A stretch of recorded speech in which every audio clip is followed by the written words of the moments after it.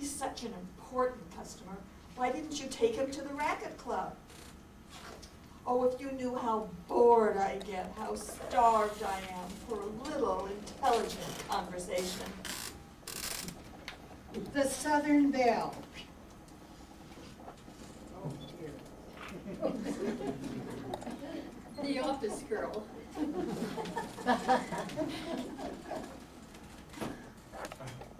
Oh, Jack. Jack. Oh, I thought that was you. I haven't seen you in ages. They kept me late at the office. I was taking the subway home. You going up? Oh, I thought if you were going up, we could ride together. I see. Ma's keeping supper for me, and if you hadn't had yours, she'd love to give you some. I know. Well, I didn't know if you had your supper. Say, Jack, what happened to you Wednesday? Yeah, Wednesday. Did you forget? Well, that's all right. Oh, no, that's perfectly all right. Oh, I was just afraid you might have been sore about something. I waited till 9. Then when you didn't call up the next day, I just wondered. Well, I'm glad you weren't sore. Ha. Sure, I'll forgive you. I'll always forgive you. Well, I guess Mom will be wondering, sure you won't come up to supper? You've got a date? Jack, with who? Oh, yes. Yes, I met her. She's terribly pretty. I don't blame you for wanting to take her out. I guess I'll be getting along now. Goodbye, Jack. Once more. The Southern Belle. Oh my goodness, I sure am thrilled. I was beginning to think I never would get to Broadway. I wish you look, isn't it cute? I'm thrilled, but I'm scared to death. Well, coming from the South and all, I don't know if your New York men are gonna like me. Uh-huh. You sure got a line, haven't you? No, I haven't got any line. I just say whatever I think. But I don't know about you. I was brought up never to trust a Yankee. Oop, the lights. Lucky I've got you to look out for me. I'd have walked right into front of one of those chair vans. I don't reckon the traffic would have stopped. Oh, I just think these electric signs make the softest, lightest light on everything. It's right becoming to you.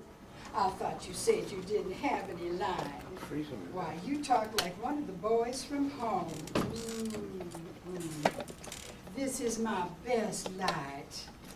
My best light, good old southern moonlight. You know, you sure are the nicest, kindest man to take me out and show me Broadway. Listen, you, I'm so scared about that dance tomorrow night because I don't know anybody. Are you gonna be real sweet and dance with me? Chewing gumma, buy some chewing gumma. Peppino, pasta la tuta, pasta la. Mamma mia! Oh, lady, please, you buy some chewing gumma? Only nickel. Thank you, lady. Thank you. Chewing gumma. We've listened in on a typical American street scene in Times Square. Now to visit some Americans in Paris. Every summer, the city of Paris is invaded by Americans, especially by American women. If you wander about this city, looking in bistros and cafes at various times of the day, you'll find them at their most typical. The shopper. So I said to the sales girl, I'll have 3 of the channel number 5 at 8 of the shop. I'd already purchased the Guerlain. No, I plan to hide them in my handbag. But you know how Arthur is. He's so conscientious and very, very ethical about exhibiting all our bills at the customs. Of course, we always have them made out for lesser than we paid. That's only logical. Every woman appreciates a gift of Paris parfum. And when they know you've been there, it's expected. Do you know what Mrs. Corvitz is doing about her gifts? She's using wrapping paper from Bonwitz and Berdars, so they think they're from Fifth Avenue. She thinks she's so clever, but I think they'll catch on. Oh, Rome was very, very interesting. But you know, dear, in Italy, all the food is Italian. And Arthur claims it gives him heartburn. To me, Paris is gorgeous. Oh, Arthur appreciates the entertainment. We went to the Folies Bergère. But Arthur was disappointed. They cleaned it up a lot. Men are so gross. Paris wouldn't be Paris without the Ritz bar. At least it wouldn't seem to be without the habitués of that place, especially the very young, the very rich, and the very socially registered. The debutante is one of these. She speaks with what I call a Park Avenue lockjaw. And to her, everything is just too divine. The debutante.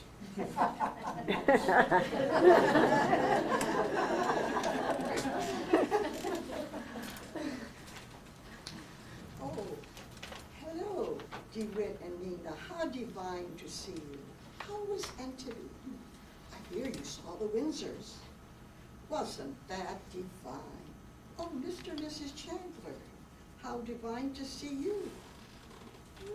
I thought you might have met at my debut party. Oh, hello, Brenda.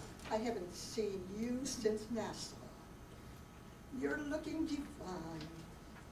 Mrs. Chandler, I hope you and Mr. Chandler can come to our wedding October 1st. We're having it in Oyster Bay.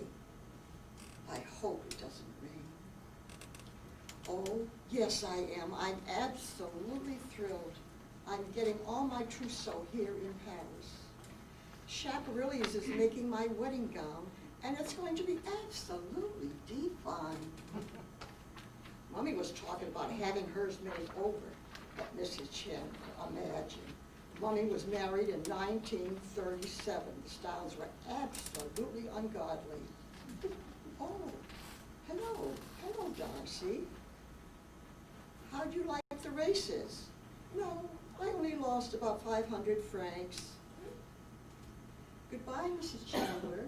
Goodbye, Mr. Chandler. Come on, Jeff. I mean, I'll absolutely die if I don't get a champagne cocktail. This next woman is dreadful. Why she and her husband, who was at the table with her, ever came to Paris, it's a mystery.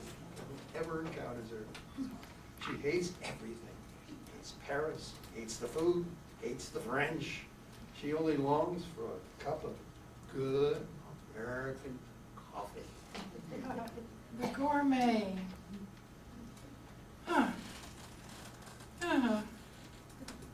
No, there's only one thing I want, and that's a cup of coffee. I mean, real coffee. This stuff isn't coffee. I mean, real coffee. Always thought these people were so famous for their food. Always thought, they certainly don't know anything about coffee. Oh, no, I don't want your coffee. Do you have any Coca-Cola? No use. You can't get any coffee. Well, it's just 4 o'clock. Can you imagine that? Just the time of day I'd like a good cup of coffee. Oh no, might as well sit here. There's nothing else to do.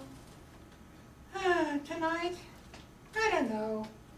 Might look in on that movie house up under the arch where they showed the American films. Well, that same woman selling those tired old roses is coming along. Can you imagine anybody buying a cheesy little corsage like that? No, they're terrible. Listen, we're from Fresno, California. Go away. Some sucker will buy one. You get a good view of Notre Dame from here. Gee, it sure is old, all right. Old and dirty. Wouldn't you think they'd clean it up? What really burns me around here is you simply can't get a decent cup of coffee.